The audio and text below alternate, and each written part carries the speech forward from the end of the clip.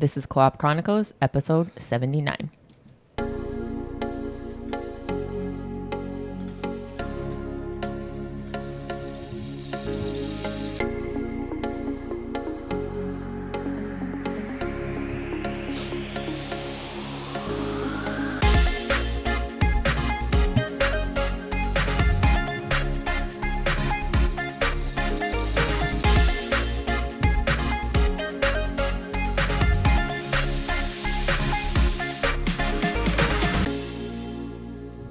Welcome back to Co-op Chronicles. This is episode 79. I am pint-sized Geisha, and as always, I have Blacklabel. Hello. Why are you laughing? You sound like crap. Go ahead, continue. I sound like crap, thank you. And Azzilee. Hello. And today's episode is... We're going to talk about Jennifer Pham. Jennifer Pham. I feel like You probably heard, or I'm not saying it right. I think it's Pan. Jennifer Pan. Sorry. I feel like I've watched the Netflix documentary about this, what Jennifer did. What Jennifer did? Yeah. So you'll know. Yeah. Have you heard about Jennifer Pan, Azzilee? I had the wrong freaking mic. No one It's told probably me. it's probably because Tiana was messing with it. So You got to put like a marker. I have like a bracelet Yeah. on mine. What was it called? Oh, what? Jennifer Pan. Jennifer Pan. I have no idea. Never heard of her? I don't think so. Okay. I think I've heard of her. Well, she's the daughter, the perfect daughter, who planned the perfect Supposedly. lie. Supposedly. Supposedly. Mm. But yeah, how's everybody going? Or doing? Yeah. Apparently, I sound like shit. I was just joking. I didn't mean it like a diss. You could tell you're sick though. Oh, no. Yeah. But okay. Yeah, let's get into it. Okay. Everybody's tired. So, imagine this. Okay, it's late at night. In the quiet suburbs of Ontario, a daughter is tied to a banister. Okay, she's screaming for help. Her parents have been attacked in what looks like a violent, chaotic home invasion. There's gunshots, there's footsteps, and a frantic 911 call. And when police arrive, they find a scene so intense, so emotional, so shocking that no one, not even trained investigators, could have guessed the truth hiding underneath it all. Mm-hmm. So because the perfect daughter's standing there crying, she wasn't a victim, right? Mm. She was the architect of the whole thing. You just gave it away. Yeah, I know. Just bam. Yep. So Pull the plug. you know, this is Jennifer Pan case, or this is the Jennifer Pan case, okay? A story, what? Sounded like you said Jennifer Pancakes. That- Pancakes. I thought Oh. you said pancakes too. Pan case. Okay. Pancakes. A story that feels like a thriller, a mystery, and a psychological tragedy all rolled into one. A story about pressure, lies, control, and depression or desperation. The moment that things twisted into something unthinkable. Everyone believed Jennifer was the star child, smart, responsible, grateful, the kid every parent dreamed about. But behind closed doors, a completely different story was unfolding. Quietly, slowly, dangerously, one night, everything snapped. So let's get back to that night, okay? Police rushed into the Pan family home after the terrifying 911 call. Jennifer, who says intruders broke in, tied her up, and shot her parents. Her mother was found dead. Her father is barely alive. And Jennifer, the only unharmed witness, is shaking, crying, telling officers everything she saw. At first, it seemed believable, even sympathetic. But there's this moment, and this is where I guess the tension of the whole case kind of begins, is where detectives, they look at Jennifer and they notice that something's not clicking. Her story seems extremely rehearsed, like she knew what she was going to say from the get-go. Mm-hmm. She was very controlled when she talked about it, and she was very calm. Like, I don't know how to explain it. She was calm in all the wrong places and very dramatic during certain explanations. So, Geisha, have you ever watched a story or seen somebody tell a story and it just didn't seem right, the emotions from the delivery and everything? Yes, all the time. Yeah, And all the Murder time. mysteries. I call it out. Like, Yeah. no, you lying son of a monkey. I know who you are. I know what you did. Yeah, And then I turn out to be right. yeah. Yeah. Okay. So here's what makes it eerie. There's no forced entry, nothing stolen, nothing seems random. It looks like a home invasion, but it doesn't feel like a home invasion. Investigators start making mental notes and pointing out red flags, inconsistencies of everything. But at this point, Jennifer is still the grieving daughter, the lone survivor, and the center of sympathy. Azzilee. Doesn't it make you a little more comfortable or uncomfortable when someone seems a little too composed during something like this, in the fact that she's the only one alive? You know, It's just suspicious. right? Very suspicious. I'm always suspicious when there's like one person left alive, even Yeah. though they were in the vicinity, like in the house, in the warehouse, whatever. It's like, why were you left alive? Yeah, what makes you different? What makes you special? Like, were you in on it, or are you just like super lucky? you know? Yeah. Yeah, but what if it was like a final girl situation where they're like all beat up and half dead, and they're like, I fought for it to be the final girl. Even Which more is- suspicious. Yeah. Oh. Because like, why didn't they finish you off first of all? Mm. Especially if you're, she's not hurt. especially No, I'm saying she is hurt. I'm saying, well, If she was, Jennifer's not you know? hurt, but I'm Yeah. saying if she was hurt and she was like beat up and stuff, type of situation. I mean, maybe. would that make it more suspicious? for I think- me, yeah. Yeah. Depends on the situation, I guess. Yeah. Like if you looked like you fought really hard and there's evidence, Like your nails are ripping off and yeah, stuff. like you're beat up. Yeah. And then I'll be like, okay, kind of more believable. But if you're like black eye or just one like little Teeny injury, Like, you know? oh, I got shot one Yeah. time right here. yeah, nothing Yeah. else. I'm like, Nothing else, yeah. I can't believe you. Gotcha. Yeah. It reminds me of that one case of the Lululemon murder. I don't know if you guys heard about that one. Mm-mm. It was like a coworker was stealing stuff, and the manager found out, and the manager like was about to call the supervisor or whatever, and let her know like, hey, this person was stealing, and that person who was stealing ended up killing the manager that snitched on her. It made it look like they were robbed and they're tied up inside of the Oh, closet gotcha. and stuff. Yeah, but they didn't buy her shit either, obviously, because CCTV Yeah, and stuff. aren't there cameras There's everywhere? cameras in the mall, so it's like, So Yeah. stupid. okay, so this is where the story begins, okay? With a crime scene that made no sense, a daughter who didn't react the way anybody expected, and a case that slowly unraveled into one of the most shocking betrayals in Canadian history. Because the truth about what happened that night would take investigators into her past, Jennifer's past. Past full of lies, fabrications, accomplishments, fake report cards, hidden relationships, and a double life that had been boiling for years, okay? So this isn't just the home invasion, okay? It goes back. There was a plan. So when it comes to you guys' first reaction to hearing, like, I guess the basics of this case, obviously you guys said you feel like something's not right. She's not the victim, right?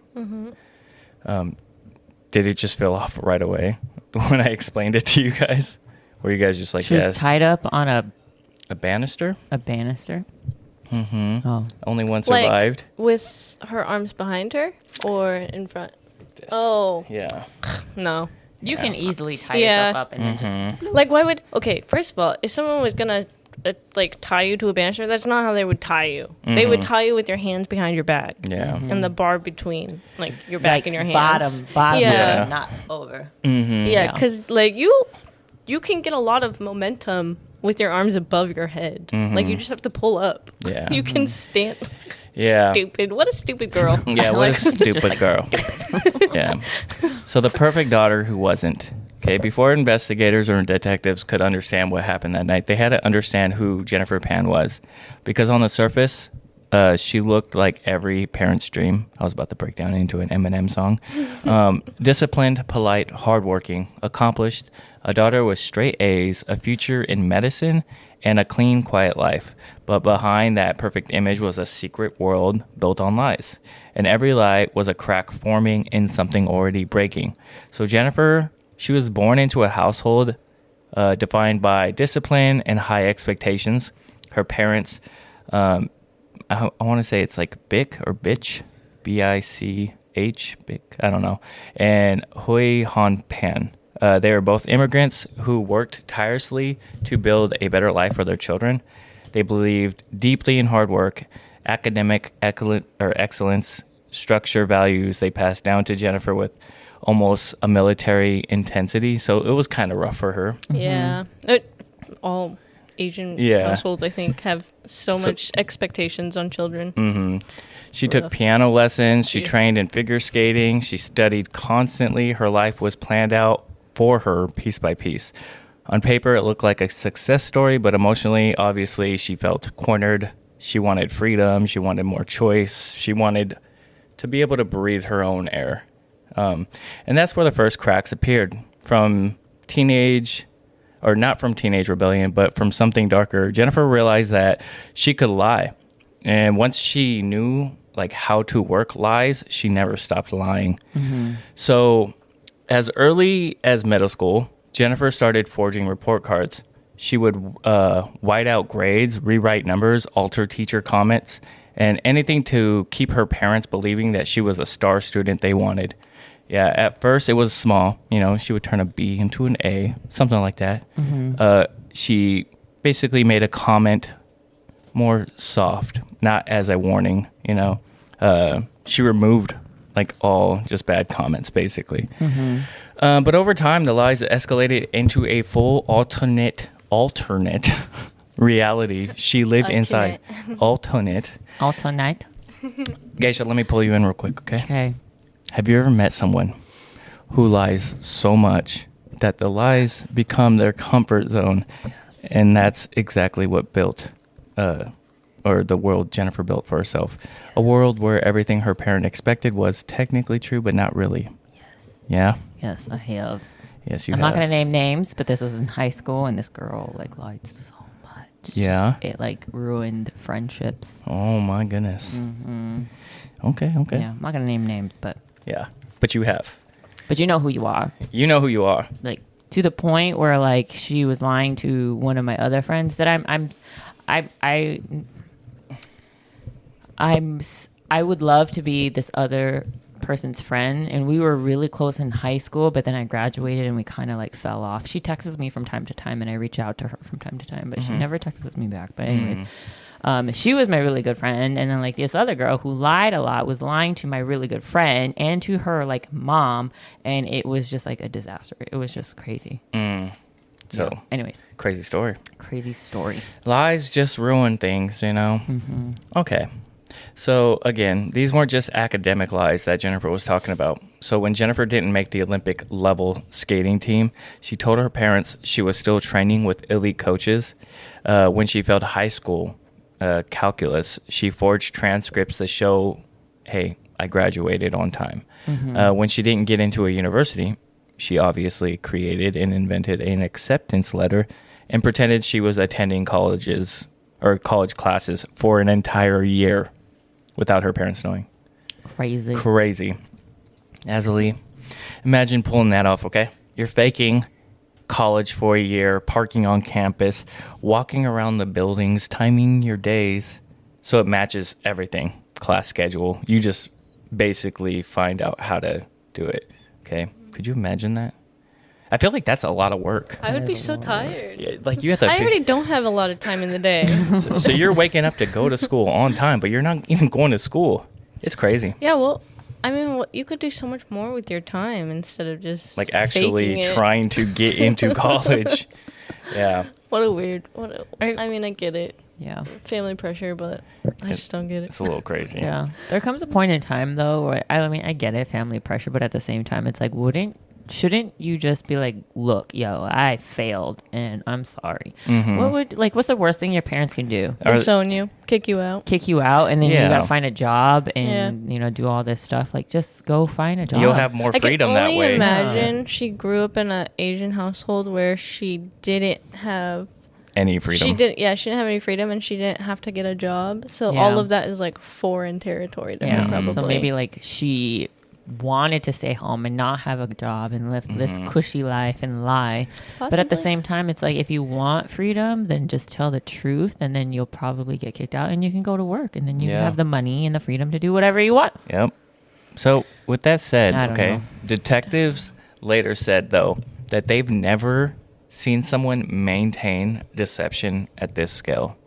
So here's the thing, though, okay? Every lie brought her parents more pride, okay? So obviously when she lies, her parents are more happier. And Yeah. it brought Jennifer more fear because the deeper she went and the more impossible it became to ever tell the truth, her life became a tightrope, like balancing the expectations of her strict parents and the reality of who she really was. So she's already deep in all these lies. And underneath all of that, a growing resentment, a pressure building, and a sense of total entrapment with her parents. So she wasn't just living a lie, she became somebody who shaped her whole life by the lies. And when the truth threatened to collapse everything, she didn't step back, she escalated all this. So we're going to get into like where the double life began, okay? So while her parents believed Jennifer was growing into a disciplined, focused young woman they raised, something entirely different was happening when it came to what they weren't looking at. Because behind the honor roll illusions and the carefully staged accomplishments, Jennifer had built a second life, one fueled by secrecy, rebellion, and a kind of freedom she had never felt at home. And that second life would become the spark that eventually set everything on fire. So in high school, she met this guy named Daniel Wong, okay? Charismatic, laid-back type with a totally different upbringing. He wasn't chasing medical school. He wasn't weighed down by parents' expectations. He partied, he smoked, he lived casually. He was just a teenager. And Jennifer, it was everything she couldn't do, everything she wanted to do, but she wasn't allowed to be. Once she stepped into that world, though, she didn't want to step out. So to keep it alive, she had to hide more, lie more, distance herself more. The double life got more deeper, a life her parents had no clue existed. So Jennifer's relationship with Daniel became the heart of her secret world. They text constantly, met in parking lots, hung out with friends her parents would never approve of. They shared a sense of rebellion, hers quietly internal, his loud and obvious. To her parents, Jennifer was studying. To her friends, Jennifer was living. She was just living her life. So she was basically two different people. Neither version could exist in the same room. So, Geisha. Yeah. Let me ask you. Okay. Have you ever known somebody who acted like a totally different person depending on who they were around? That's exactly what Jennifer was doing here. Have you? Obviously, you have, right? That's why I keep asking these questions. I feel like I have. Yeah? Yeah. What about this person that you were referring to? Were they a different person? I can't remember. Oh, I just remember that she lied a lot. I know one I feel like yes. One of your best friends lied to her mom about skipping, and you got in trouble for it, right? Oh, yeah. Fucking Crystal. Crystal. Fucking Crystal.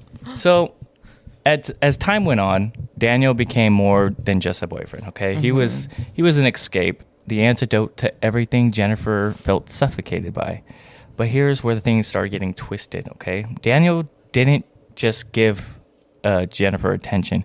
He introduced her to the circle of people involved in drug dealing, petty crime, Oh, no. and very risky behavior. Oh, wait. Him, the boyfriend. Yes. Because he was a drug dealer. He introduced her to It's these always worlds. because of a boy. She was doing all the stuff before him. He just made it worse. Gotcha. Okay, so nothing super massive, okay? Okay. But enough to blur the lines between rebellious and dangerous, okay? Like, Jennifer began lying about her whereabouts, her activities, her schedule, her entire routine. Her parents believed she was spending the night studying at a friend's house, but in reality, she was with Daniel, partying, breaking rules, experimenting with freedom she had never had before. And that double life grew more complicated. When her parents finally started noticing inconsistencies, these lies were they were getting harder to maintain. So the pressure obviously was tightening on her. Her secret world was basically crumbling, and her parents, they were moving closer and closer to the conclusion of what's going on. And Jennifer felt trapped between the life she wanted and the life she was pretending to live. And eventually something had to give. I didn't mean to rhyme right there, but it is what it is. Azzilee, if you were in her shoes back then, though, just feeling suffocated at home, but you were free with somebody else, do you think you would get pulled into that world the same way? If I was in her shoes? Yeah. Possibly. Yeah, maybe. I don't know. I can't relate. You're a good person. it's- Yeah. Yeah, I was a really good kid. So Yeah. the thought of disappointing my parents is like really devastating to Yeah. me.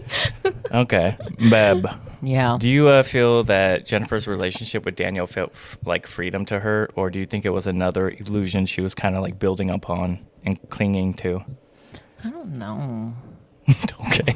I don't know. I think it gave her insight into a life that she really wanted, Yeah. even though she knew she couldn't really be a part of it Yeah. because of all that built up lie already. I mean, She's like, I can't have it, but I want it, so Yeah. I'm gonna go for it. and I'm Yeah. gonna keep doing it. yeah. Yeah, that makes sense. I don't know. My brain is not firing all synapses right now.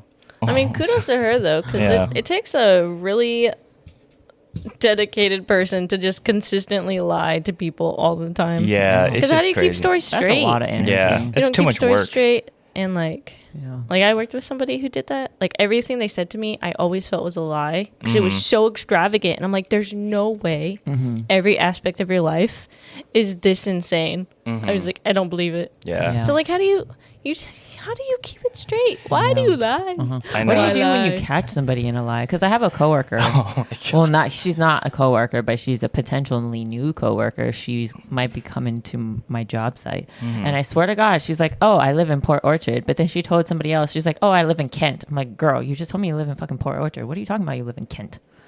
Yeah, I don't know, man. You I You get- asked them a clarifying question. yeah. I would have been like, "Bitch, you just said you live in Port Orchard." I can't. I'm confused. I've had a few people. I could only think of one person that I really get irritated with, and I called him out on his bullshit, but I haven't talked to him in a long time. Mm-hmm. But it was like over stupid stuff too. It was like golfing, and I'd get so pissed because he would just lie like, "Yeah, I ended up shooting a birdie," and I'm like, "Bro, I literally watched you hit like 6 balls." and that's not a bug. And that's not a birdie. It's just stupid lies that just kept escalating. And it would happen all the time. Mm-hmm. He knows who he is. I don't know if you listen to this, but you know who you are. You know who you are. You know who you are. Because I always bring it up every All the time I golf time. with the other boys. I'm you like, lying yeah. sack of potatoes. But it's just like you don't have to lie. Don't We're lie. not in PGA. We're not amazing. We're just here and having he fun. and he has a good swing. He plays pretty well. So it's like, why are you lying? I don't know. Anyways, continuing. Jennifer's parents, especially her father Han, was extremely strict, but they weren't stupid. They started noticing all these little cracks. Okay, where's the certificate? It's missing. You don't have a certificate. A teacher who didn't recognize her name. A schedule that didn't line up, and growing emotional distance. And then came the moment that blew her entire academic lie wide open. They discovered she wasn't actually attending the university she claimed that she was at. No acceptance letter. There was no tuition records and no enrollment. Her entire future, the one that she had fed them piece by piece, was fiction. Okay? So when her parents learned the truth, they didn't explode. They imploded. All the pride, all the trust, all the certainty they had poured into Jennifer collapsed in an instant. Her father's reaction was especially intense. Hanpan, I'm sorry, I'm butchering the name, began enforcing stricter rules, okay? There's no phone. You're not allowed to have the computer unless he supervised it. You're not allowed to see this Daniel Wong. There's no social time anymore. There's no privacy. Privacy. There's no escape. There's no escape. Jennifer went from living 2 parallel lives to being trapped in one she desperately wanted out of. Yeah, Geisha. Yeah. Can you imagine that? All that freedom she tasted, even if it was built on lies, was just ripped away within hours by her dad. Yeah, but sometimes now I'm thinking, like, is it really, like, I understand that she's cuckoo for Cocoa Puffs and she did something very horrible. But at the same time, it's like sometimes parents, you need to just relax. You know what I mean? I'm not the perfect parent, but I've learned that Sometimes you just gotta pick and choose your battles. You know, you used to be You know what? more strict than me. Yeah, I used to be super strict, but then I went through some stuff with my oldest, and I'm like, you know what? Whatever. Yeah, Whatever. Okay. Pick and choose I'm my battles. still holding on to the strictness. As long as you're not doing anything illegal or stuff like that, we're okay. Uh-huh. Yeah. Mm-hmm. You fail a class, get that grade up. Yep. Yep.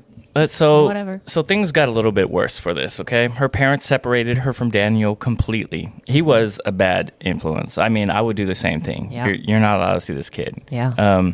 They took one part of her life that she really wanted, that was like the relief from her real life, and cut it off, okay? So to Jennifer, it wasn't discipline anymore. It was prison. She wanted to do stuff, you know, that she wasn't able to do. She wasn't allowed to work. She wasn't allowed to go out. She wasn't allowed to choose anything.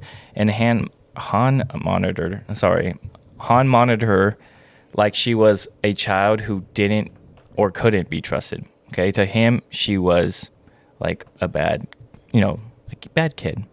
But to Jennifer, this wasn't a consequence. This wasn't punishment. It was control. A life sentence in her own home. And to me, I feel like, I don't know her age right here. Hold on. Let me double check. I feel like she was young. Um, Like 16, 17-ish when this happened. when everything happened, no, she was old. So No. I could understand where Oh, yeah, she's... this is college. Yeah, so she was 24 at the time of the home invasion. Oh, God. Yeah. So it's she was an adult. Yeah, All this what are you doing? Yeah. Go get a job.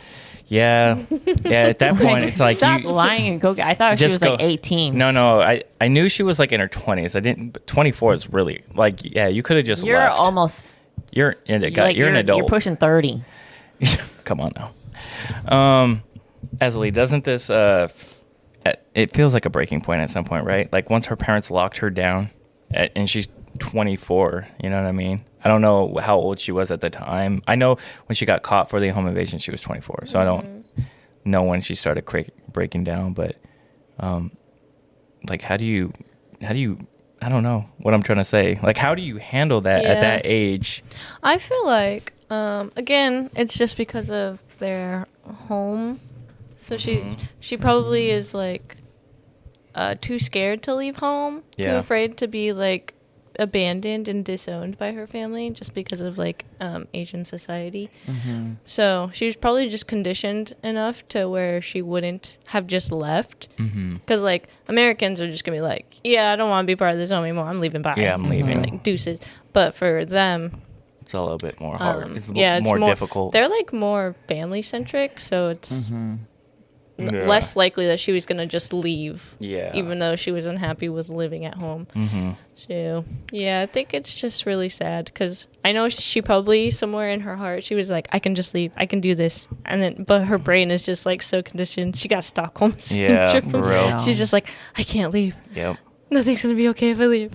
Yep. So this is the moment. Girl. Yeah, this is the moment when Jennifer's story crosses the line. Okay, most people could never imagine crossing.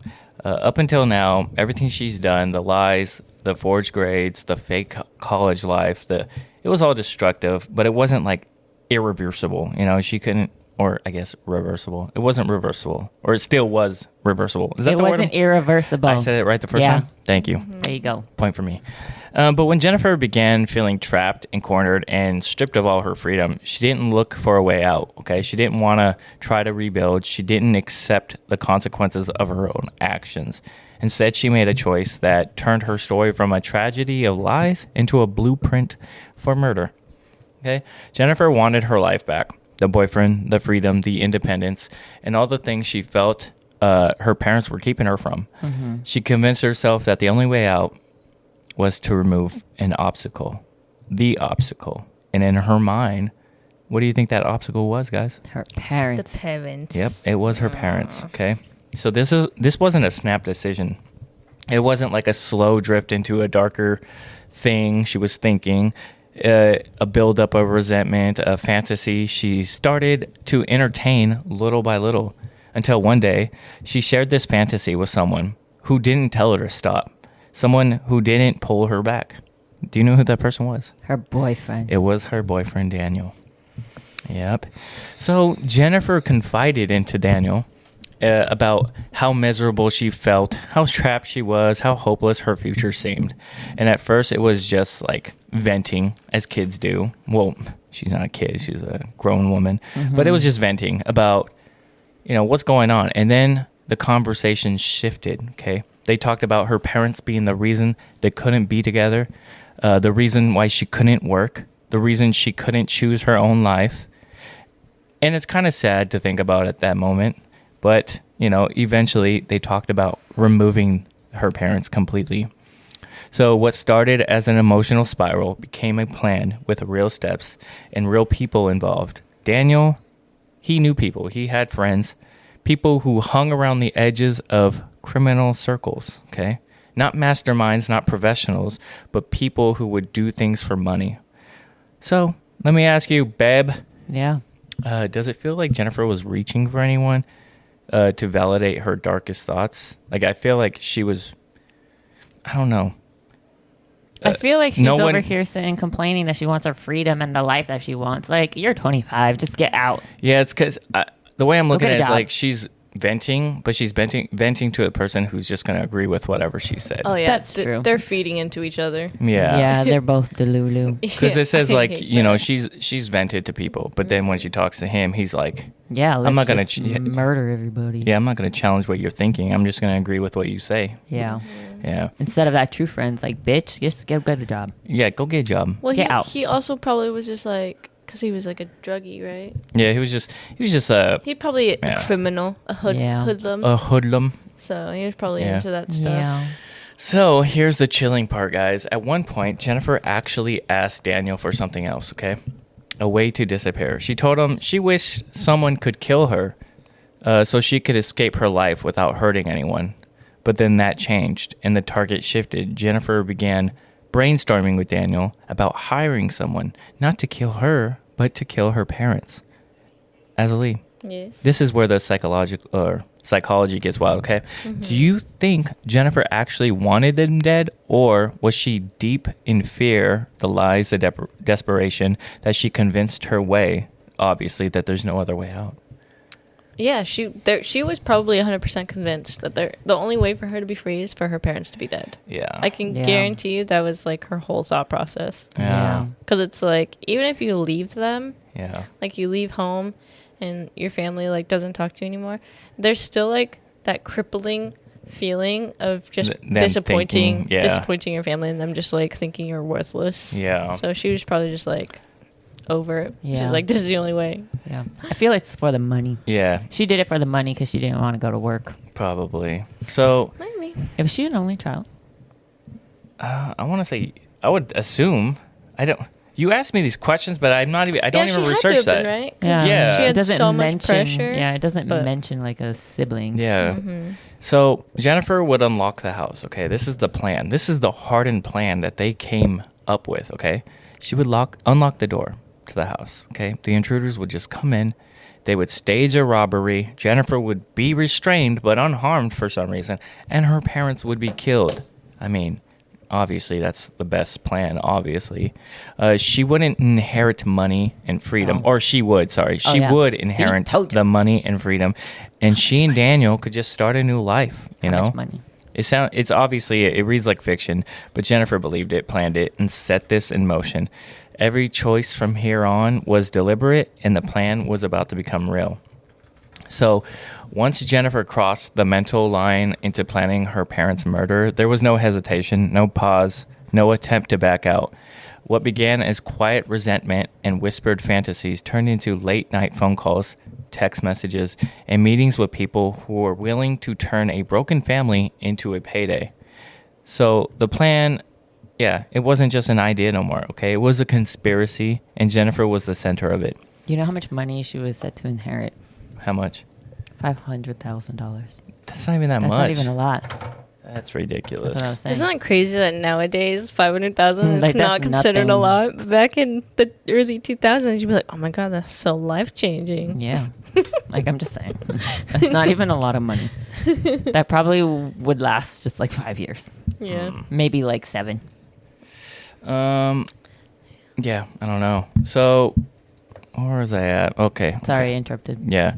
So the first person Jennifer connected with was a man named Homeboy, Ricardo, one of Daniel's acquaintances who talked big about being able to handle things. Jennifer asked him for a price. He said $1,500. $1,500 is all it'll take to kill her parents.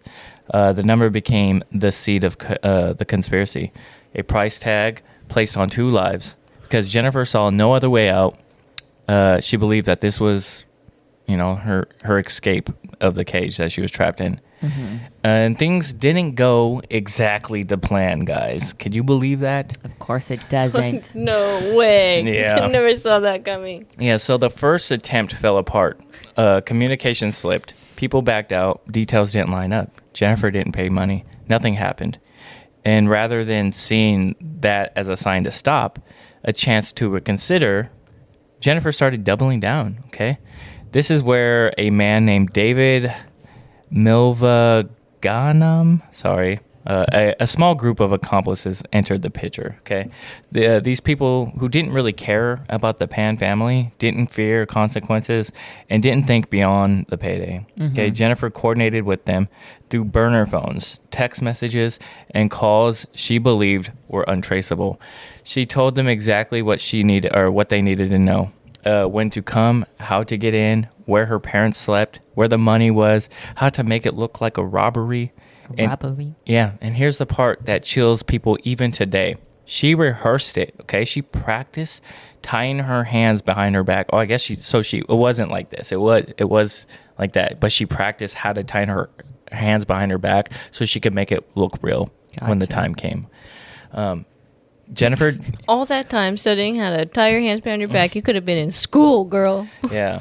Jennifer didn't see herself as part of the crime. She saw herself as the survivor, the victim, the one who would walk away with sympathy and freedom and money. Okay, she believed she could control all this, the timing, the story, the outcome. But one thing to think about is that you're involving criminals with different motives. Okay, different skill levels and different levels of impulse control. So usually when you want to plan something like this, it doesn't really go exactly the way you imagine it. Mm-hmm. And when the night finally came, the conspiracy turned into something far more violent and chaotic than Jennifer ever planned, okay? So, November 8th, 2010. Okay. A night that should have been ordinary. A night that should have ended with a family asleep in their home. Instead, it became the night Jennifer Pan's plan finally came to life, and everything spiraled far beyond what she believed she could control. Because once those men stepped into the Pan's household, the crime Jennifer thought she could choreograph turned into something far more violent, a lot more chaotic, and far more tragic than she ever really imagined, okay? So for weeks, Jennifer communicated with the hired intruders, told them times, gave them instructions, gave them the payment, her role, their role, and the plan was simple in her mind, obviously. She's the one that put this together. She would unlock the front door. They would come in, tie her up, kill her parents, stage a robbery, leave her alive as the traumatized witness, okay? Mm-hmm.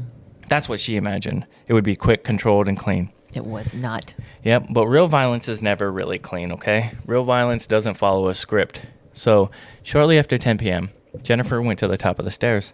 She looked towards her sleeping parents' room and sent one final text to the attackers. The door is unlocked. Okay.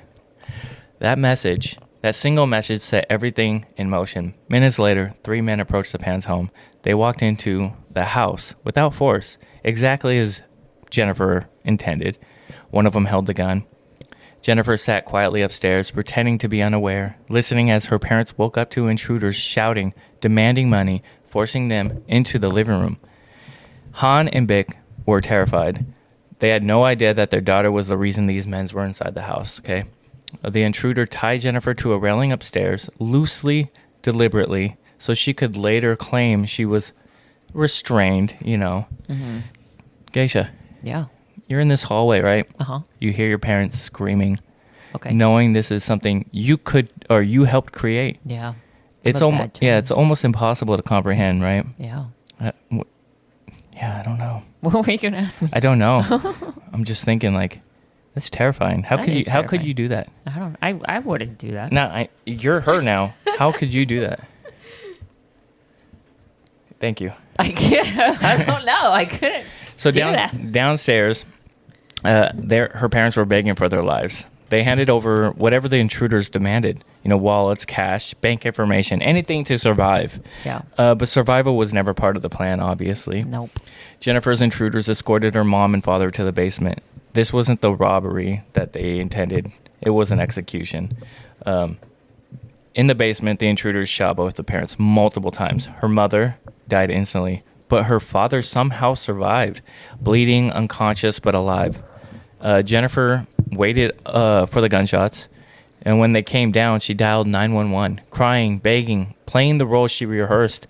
Police arrived to find exactly what Jennifer had planned: a tied-up daughter, a ransacked house, a dead mother, a critically injured father, and no forced entry. Except the reality didn't match Jennifer's script perfectly. Her father wasn't dead. He was fighting for his life, and he was about to become the biggest problem Jennifer's story could ever face.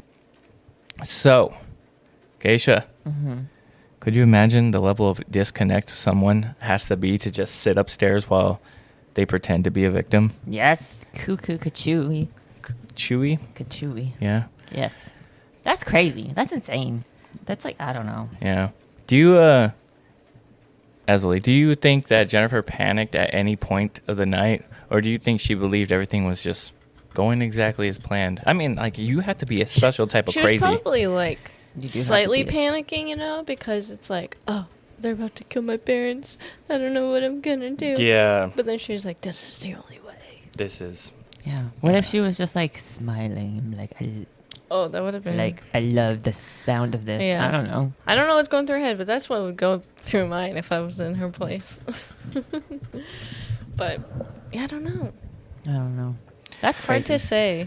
But then you think there's got to be a ton of, like, cases like this where, like, what's the other one? The Munchausen by proxy one.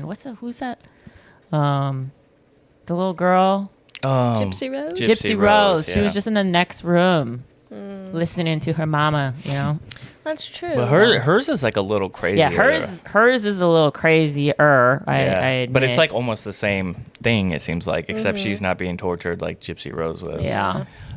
So, again, the entire plan hinged on one assumption. Okay, both Jennifer's parents would be dead. No witnesses, no contradictions, no loose ends.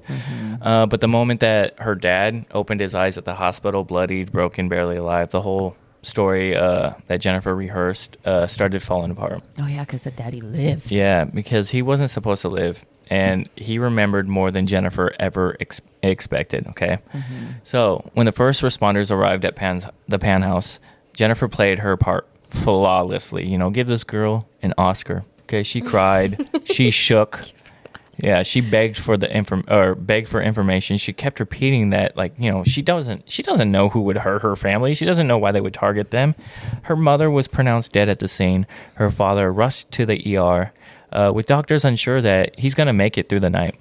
Jennifer believed that meant the plan had succeeded. Okay, she believed that in the morning, it's going to be great. It's going to be great. But then he woke up, and the first thing he told detectives was Jennifer. I saw everything. Barely able to speak, Han explained that during the attack, he wasn't unconscious the way the intruders thought he was, okay? He saw Jennifer. He saw her standing freely, not tied up to the staircase like she told police, not struggling, not terrified.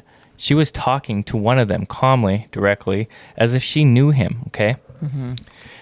He also made another damning observation that Jennifer didn't call out for help. She didn't scream once. She didn't ask the intruders to spare her parents. She just stood there, watching. This testimony, even delivered softly through the pain that he was going through, immediately shifted Jennifer from, obviously, victim to the point, or the person of interest. Yeah. And detectives began replaying the night in their own minds, okay? They started thinking, like, okay, maybe there was no forced entry. Jennifer's calm demeanor, her inconsistent timeline, her surprisingly detailed memory of the attack, something most trauma victims don't ever remember. It all started pointing in one direction. Investigators visited the dad again in the morning. This time he was a lot more clear. He was able to talk. He was able to describe things. He was able to describe the intruders. Oh my God! Stop! You are picking on my intruders. Okay, he described the intruders dragging him and his wife to the basement. He described being shot. He described hearing Jennifer moving freely upstairs. And then he said the sentence that officially turned the investigation against her. He said Jennifer was not tied up. Her hands were free. And with that single statement, detectives saw the truth. Jennifer wasn't a survivor of the crime. She was the architect. Yep. Goodness. Stop picking on me. Sorry. Okay, how big of a turning point? Turning point. How big was the turning point? Turning point. See, it's not just me. Okay, how big was the turning point? You guys think this was? Like, does this moment feel really big as the detectives start really noticing her story? Because I wonder if they would be able to figure it out if the papa had died. Yeah, I don't think so, right? Like, would they have been able to piece the puzzle together? They probably would have. Would they have looked at her? They probably would have. They had to have. I mean, I think they probably would have eventually, but this was like, okay, not so quickly. I mean, I don't even know if they would have got it quickly at all, or even at all, if it wasn't for that. Yeah, in my opinion, because there's like so much going on, and they probably don't have much to prove. I mean, they would probably eventually investigate into her, correct? Yeah. I feel like CSI would crack it. They'd be like, well, the first person that was only left there was Jennifer. Mm-hmm. I've been watching a lot of CSI. Yeah. So, again, once the dad revealed what he saw, the detectives only had one job: to break her story. Not aggressively, not violently, but methodically. The way you peel back layers of a lie, only until the truth is left, like an onion, right? And Jennifer was not prepared for this, okay? For how skilled the interrogators actually are at spotting cracks in the story built on her illusion. Because if her lies were the house that she lived in for years, this interrogation was the earthquake that finally collapsed it. So up to this point, Jennifer had been treated as a traumatized survivor, interviewed very gently, handled with sympathy, as all survivors are, given the benefit of the doubt. But now the detectives brought her into a small room. They closed the door, turned on the recorder, and shifted into interrogation mode. Jennifer didn't realize it yet, but they already knew the story she told couldn't be true. And now they needed her to realize that as well. So, Detective Bill Goetz, a calm, patient, experienced interrogator, sat across from Miss Jennifer. And they began with some simple things, okay? Her timeline. Where was she? What she heard? What she saw? Within minutes, he noticed issues. Jennifer remembered so many details, like way too many details. Things that most trauma victims forget because the body shuts down. So she described the intruders' actions, like everything they did, just to match the physical evidence that was there. Yeah. She said she was tied tightly, but her hands showed no bruising, and she was able to use her phone because she was the one that called the police. Yeah. And the big one, she claimed she didn't recognize any voices, but her father said he saw her calmly speaking to one of the attackers. You seem like you're about to say something. Were you about to say something? To Azzilee. Why didn't she... Okay, so the two men are already in on it. Why didn't she just have them act out the whole thing properly? Like, break into the house, beat her up, tie her to the banister. Yeah, why do you have to be talking to them? Why did she practice tying her own ropes? Yeah. When people were in the house who could do it to her for her. That's true. That's so confusing. And then, like, you have to act the part. Regardless of whether somebody survives, you got to act the part out in case people hear, right? You should be, like, screaming for help. And then, I don't know. Yeah. I just think that's weird. Yeah. You have people who can do all this stuff for you. She claimed she didn't recognize any of the voices, as I said. Yeah. And the detectives let her continue talking because every word she said pulled her deeper into her own contradictions. As the hours went on, the detective began using a classic psychological technique, the blame shift, okay? He made it seem like he believed Jennifer He believed that she might have been forced to do this, manipulated or pressured by someone else to do all this stuff, But obviously it wasn't true. This was the point that he just wanted to make her feel safe. Like, okay, I believe you. And it worked, okay? Jennifer started admitting small deviations from her own original story, tiny adjustments, little corrections. Every time she changed one detail, the detective treated it like progress. And then the pivotal moment, he leaned in and said, Jennifer, you weren't tied up. We know that. Yep. She froze, okay? Her breathing changed. Her voice softened. She didn't confess, not yet, okay? Yeah. But something inside of her shifted like, oh, God. The confidence was cracking. The script fell apart. She knew that they weren't buying the story anymore. She knew they were closing in. Detectives told her that they had evidence, phone records, tower pings, eyewitness statements, things that made her lies impossible to maintain. Whether or not that evidence existed wasn't the point. The point was to make her feel pressured, and Jennifer was starting to break. Yeah. What do you guys think about police being able to lie to prove a point? How do you feel about that? I didn't want to interrupt you, but I had something to say about something you said a while ago. Okay, what was that? You know how you said that like people, your body kind of like shuts down and doesn't remember all the details, which is true, right? Totally true in a trauma situation. But okay, is it weird that like for me, it was that day I went to the mall with you and Coda, and we were leaving the mall and we had a 4-way stop, right? I remember that I almost got into an accident, and I remember like I forced myself to remember all the details. I don't know why. Like I didn't get into an accident, but like I sometimes sit like at a 4-way or at like a 4-way light, and I try to remember all the details just in case I get into an accident. Interesting. Is that weird? I mean, I don't know. I don't know. Because I can tell you what happened, right? I was at the 4-way, and then there's a green Subaru in front of me, across from me, that's turning right. Yeah. And he was taking so long. It was an old man. He had white hair. He was wearing a hat, and he was taking forever. So he was turning. Black BMW comes from the right and starts, turning. He doesn't stop. He just starts turning, and I start going. I'm just saying. Oh, yeah. I mean, it just takes... I mean, that's good. Some people aren't like that, though. Some people aren't like... I wonder if... I don't know. I'm just weird. Anyways, what was your question? I forgot, but I'm going to continue on. Okay, so the detective, he leaned in and he started talking to Jennifer about something she really cared about more than anything. Money. Her image. Oh. Yeah, close, but no. Close. Her reputation, her identity as the good daughter, and her fear of disappointing people. He told her things like, I think you're a good person who got mixed up into something that you couldn't control. I think someone pushed you into doing this, and I don't think any of this was your idea. Obviously, none of that was true. He was just trying to make her feel safe to respond, and unsafe enough to feel the pressure. So then he brought out some cell phone data. Not the full logs to show her exactly what was going on, but enough to show her like, hey, you weren't as hidden as you thought you were. Nope. Okay. He showed her like she was texting during times she claimed her hands were tied. Her phones were connected to towers that contradicted her timeline, and messages were sent to the men involved in the night of the attack. So you're not that smart. Okay. Which she didn't get into college, so we already knew that. Yeah. Why don't people ever just use like walkie-talkies or something? I mean, like, I don't know. That's what I'm saying. I Go mean, back that's to a the good old idea. times. Yeah, do like some fucking Some Morse code. Yeah, Morse code. The let walkie-talkie. Something like that. I feel like it's impossible to get away with a crime nowadays. There's Yeah. just like cameras Too much. everywhere. Wait, what year was this in? 2010. So not even that far away. Yeah. Did you know that? I wonder if I told you guys this already. Did you know that your enhanced license has like it emits a frequency? Yes, you Yeah. did. Yeah. Yeah, you did.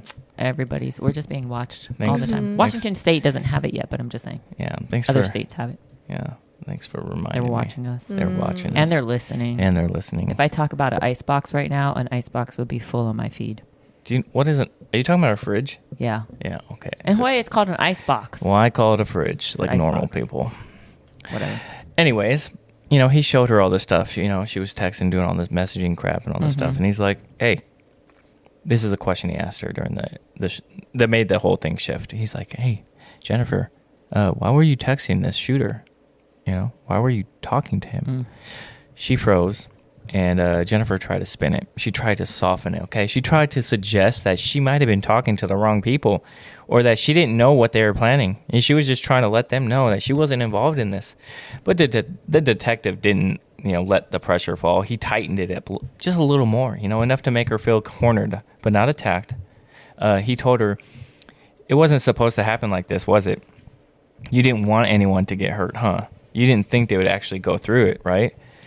All these, make her feel like, okay, they don't think that she wanted to hurt them, Just like a little sympathy, a little disguise, And slowly, Jennifer's responses shifted, okay? She started admitting, like, tiny pieces of involvement, not confessions, just little cracks, letting them know, like, yeah, I admit it, that I've been talking to bad people. I admit that I was talking and I was just upset with my parents at the time. And then she admits that the plan was supposed to be a lot different than what really happened, okay? Detective delivered the blow. He just shattered everything. He said, Jennifer, you do know that your father's alive, right? And he told us that you weren't tied up. Yep. Jennifer, her eyes fell, okay? Her shoulders collapsed. Her voice became barely audible. She was like, damn. She wasn't confessing, though.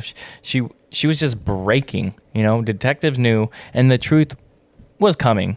She was about to be like, hey, this is what it is. So, some confessions don't arrive in a single moment. They don't explode out of somebody in a dramatic breakdown, They just slowly slip out. Truths just come. They just come piece by piece. Piece by piece. Yep. Jennifer still wanted control. She still wanted to play the victim, and she still wanted to see as, she was the person that was being dragged into something that she wasn't fully understanding and fully aware of, okay? But she also knew that her dad was alive, and her story doesn't match the evidence, and the detectives weren't buying her act anymore. So she shifted into a new strategy. One investigators see all the time, okay? Not a blatant confession, but a partial truth designed to gain sympathy and minimize her role in this, okay? She wanted to admit just enough to sound like she was being honest, but not like saying, hey, I'm the one that set this all up, okay? Detective leaned in, softened his tone, almost like a counselor. He was like talking to her, not as an interrogator. He created a safe emotional space for her, and Jennifer stepped right into it. I didn't want them dead. I didn't want them killed, she said. I only wanted to stop them pressuring me. I wanted someone to threaten them, someone to scare them. Every sentence she was saying edged closer to responsibility, while she was still trying to preserve her innocence, okay? As the conversation continued, Jennifer admitted she had been involved with the men who entered the home. She admitted she communicated with them. She admitted she unlocked the door, and she admitted that she coordinated the whole thing. But every time she got close to acknowledging the goal was murder, she backed away. She was like, it wasn't supposed to happen like this, okay? I thought they would rough them up a little bit. I thought it would be like a scare, let me have some freedom. The detectives knew the truth. The text messages, the calls, the financial arrangements, and all pointed to clear murder for hire plan, okay? She was this, I don't know. She wasn't smart, okay? But they just let her keep talking. They just knew she was going to say some more shit and just ruin it. And he's like talking to her more. He's like, Jennifer, why would you unlock the door for people you barely knew if you didn't expect them to hurt your parents? And she froze, okay? She was like, obviously, because that question is like, I don't know. Like, how do you explain this to people? Like, just to scare them, but you don't even know them. Her silence lasted long enough for the detective that he didn't need to hear her answer. And in that silence, the truth finally emerged between the lines. Jennifer, again, wasn't a victim or a bystander or manipulated. She had to be the planner, okay? Azzilee, doesn't this feel like she was trying to hold two realities at once? One where she wasn't a killer, and one where she orchestrated every moment of the attack. I think she was just trying to act innocent. Mm-hmm. I don't think she was trying to, live dual lives or... Yeah, just trying to... That she was just trying to maintain that innocence. Mm-hmm. even though she was flailing about, she was just grasping at straws at this point. So, oh man. Yep. What an idiot. What an That's all idiot. I can say. There was plenty of movies, early 2000s, that are like murder movies that she could have watched and gotten ideas from, but then, no, she was just an idiot. Yep. You didn't even orchestrate a good plan. Yep. So this is where it starts coming down, okay? After the interrogation, detectives began piecing together the digital footprint she thought she had erased, okay? Phone records, tower pings, text logs, deleted messages, contact lists, cell tower tracking movements minute by minute. You know what doesn't lie? Technology. Yeah. The technology that shows all this stuff does not lie, okay? This wasn't a random home invasion, okay? It was planned. So police followed the phone numbers connected to Jennifer's calls and text messages belonging to people deep in Daniel Wong's social circle. One by one, names started being, names were emerged. Daniel Wong, Jennifer's boyfriend and emotional anchor, Lenford Crawford, a.k.a. Homeboy, the first person she approached who connected her to others, David Milva Ghanem, identified as one of the gunmen, and Eric Carty, another participant in the attack. So these weren't innocent bystanders or misunderstood teens. They were part of a network familiar with crime, willing to do violent things for money, and Jennifer was the one who hired them. So phone records showed that calls were made between Jennifer and the attackers the hour before the murder. A text saying the door's unlocked, coordination messages about timing, discussion of payment. Every digital breadcrumb pointed directly back to her. Detectives also noticed something chilling. During the night of the murder, Jennifer texts back and forth with the attackers while her parents were being terrorized downstairs. That erased any doubt that she was a passive participant. Once the evidence was compiled, detectives moved quickly. Within days, police arrested all these people. They arrested Jennifer, Daniel, Lenford, David, and later Eric Carty. The charges were severe. So it was first-degree murder, attempted murder, conspiracy to commit murder, and multiple counts of related criminal planning. Jennifer was taken into custody. She was calm, polite, soft-spoken, and her demeanor remained. But the investigators noted that she looked relieved, almost like the charade was over and I don't have to act like another person anymore. Her double life finally collapsed. And all was left was the truth she tried desperately to hide. Yes. Geisha, what stands out most to you about the evidence? Is it the phone records, the planning, or just the stupidity of thinking that you could delete it all? Probably the stupidity that you can delete it all. Nothing's ever deleted. They can freaking read your text messages from 2 years ago. Yeah. Don't ask me how, but just say. Yeah. So this trial took place in 2014, so 4 years after the attack. The tension in that courtroom, it felt like it had been building for a lifetime, okay? It wasn't just about proving guilt. It was about unraveling how seemingly a perfect daughter could plan the destruction of her own family. So it was just crazy. She sat quiet in that courtroom, no outbursts, no tears, just controlled, composed, presence. The media, they described her as very eerie and emotionally distant. She was just there, you know what I mean? She already knew it was over. She was guilty on all major charges. First-degree murder, attempted murder. She was sentenced to life in prison with no chance of parole for 25 years. And in Canada, that is the harshest sentence legally allowed. But yeah, so she got arrested.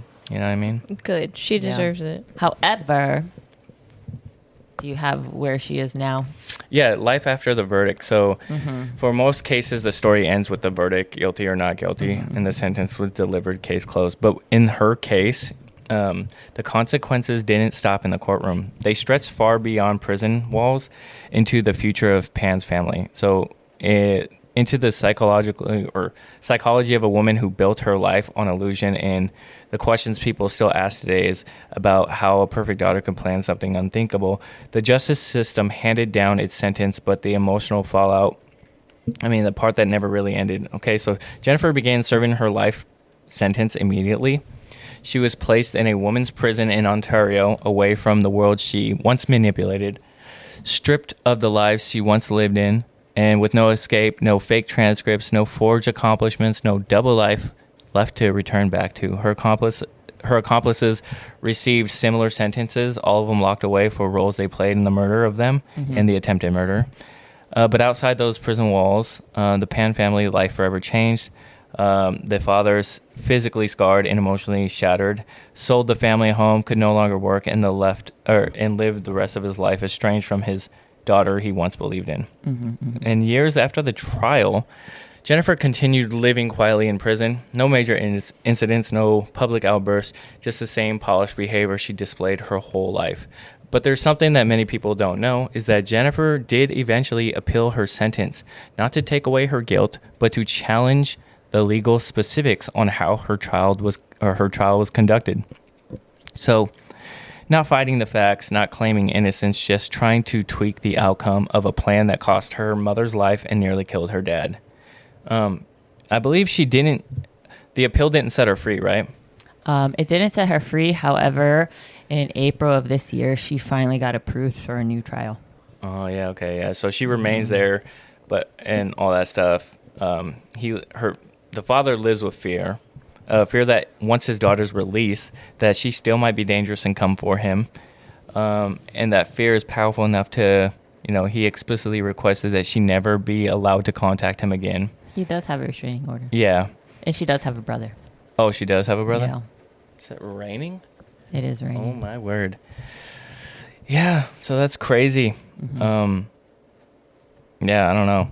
What do you guys think about this case? What's going on? I personally think that it was a combination of a lot of things. Okay, if you have strict parents, of course, that is not an excuse to kill them. Please believe I'm not saying that. But I've been reading a little bit as you've been talking, and they were crazy. The parents? Yeah, they made her, I guess she did have a job at one point. They made her quit her job and only keep teaching piano. Why would you want her to just quit her job and only teach piano? Yeah, they just wanted to control her in a way, right? I don't know, but I kind of feel a little bit bad because it does seem like she was 24 and she didn't have a life of her own. She couldn't make any decisions on her own. Yeah, she lied. She lied a shit ton, but they made her quit her job. They put her under house arrest. They monitored how much miles she put on her car. Oh, really? Yeah. That's a new degree of holy shit to me. But again, not excuse to kill your parents, you know? So I think the parents could have let up a little bit, but I also think Jennifer is cuckoo and should have just found another way and was hey, I'm 24, I'm out. Yeah. And just get out. Do you? Yeah. Do you think that she has ever truly faced what she did emotionally, or do you think she's still living inside the version she created herself to be? Who knows? Maybe she's still thinking about her. Do you think people like her can be rehabilitated? Well, if you were going to let me finish, Sorry. I was going to say she's appealing the court not to change her outcome. She's appealing the court, and it says here because her first trial they only said it was two options, right? Or one option. It was only to kill both her parents, but I guess she's appealing it to say that it was only to kill her father. And that's why. So the mother was supposed to be alive? Yeah. So it's okay, the Court of Appeals had said that the trial judge mistakenly suggested to the jurors only two possible scenarios for the attack per the outlet. They argue that the jury should have been instructed to consider another scenario, one in which there was only a plan to murder the father. Yeah. So that's why she got her new trial. Because yeah. I guess. Okay, yeah. Thing. You get what I'm saying? Stop trying to interrupt me. Yeah. Well, I'm not done, but yeah. Well, you asked me a question. Yeah, I did. My bad. Continue on. No, I'm done now. Oh, okay. Thank you. I appreciate your input. You're a very valued person in this podcast. Whatever. Yeah, I mean, again, like you said, today Jennifer sits in prison with the decades left before she's not even allowed to do parole until 25 years, right? 25, but she's been in there for 14 already, so she's getting pretty close. Yeah, and her father lives with permanent injuries, emotional wounds. You did say she had a brother, so her brother lost both parents in different ways. the Pound's family sacrifice. Everything they worked for was destroyed by the child they invested into the most. Mm-hmm. Did they do this to the son too, or is it just mainly her? It doesn't say anything, but probably not. Right? I don't know why, but maybe some cultures are more strict on women than men. I don't know. Yeah, like you said, though, pressure alone doesn't create this. Exactly. The strict parenting alone doesn't create this. Cultural expectations alone doesn't create this. But when you combine all that stuff and with lies and the fear of being outed by your family and trying to be a perfect person, you might end up like Jennifer. Yeah. A story where a perfect daughter becomes the family's nightmare in a way. That was good. I just came off the top of that. What's up? I'm just saying, I mean, if this is your life you're living and you're 24 years old, like, just move out. Move out. They can't hold you there. They cannot physically hold you there. If they cut you off and you have no money, okay, I understand it's going to be hard. But she had jobs. It says here, like, they made her quit all her jobs, right? Save money. Move out. Start your life by yourself. Daniel could have got a house together. Get your drug dealing boyfriend to give you a few $100s. I don't know. Find another way. Yeah. You know? But that's all I got for this saying. episode. You guys want to add anything else? No? No. Keep grinding those levels and finishing those side quests. Until next time. As always, this has been Co-op Chronicles with Pint-Sized Geisha, Blacklabel, and me, Azzilee. Bye-bye. Bye. Yeah. Bye. That's crazy. There is a whole documentary.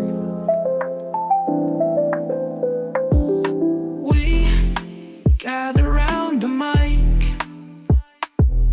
tales of knights and dice,